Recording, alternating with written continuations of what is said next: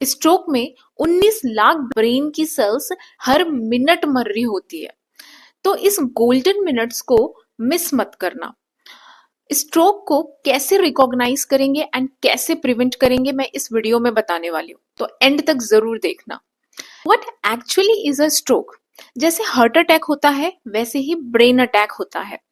Brain attack मतलब कि जब आपके ब्रेन को सप्लाई करने वाली आर्टरीज में कोई क्लॉट का फॉर्मेशन हो जाता है, या फिर वहां पे प्लेग का फॉर्मेशन हो गया है, या फिर हाई ब्लड प्रेशर की वजह से वहां की वेसल्स रप्चर हो जाती है। तो ऐसे कंडीशन में ब्रेन को ब्लड सप्लाई नहीं हो पाता। ब्लड सप्लाई नहीं होगा तो ऑक्सीजन सप्लाई नहीं होगा, और जब ब्रेन को ऑक्सीजन सप्लाई नहीं होता है तो ब्रेन की सेल्स डेड होना स्टार्ट हो जाती है, एंड यही कॉज करता है स्ट्रोक एंड आगे चल के पैरालिसिस।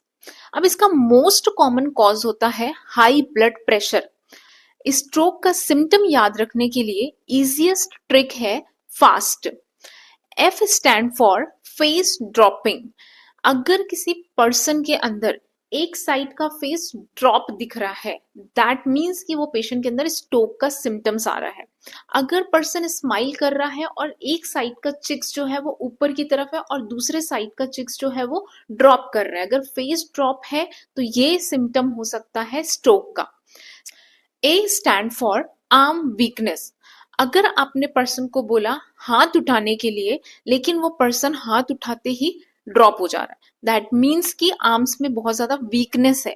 अगर ये भी सिम्टम्स आपको दिखता है पेशेंट के अंदर तो ये भी स्ट्रोक का सिम्टम्स हो सकता है। And next is S, speech difficulty.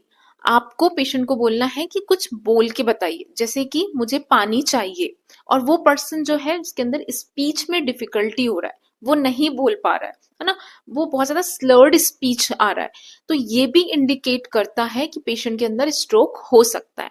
And the last one is T, time to act.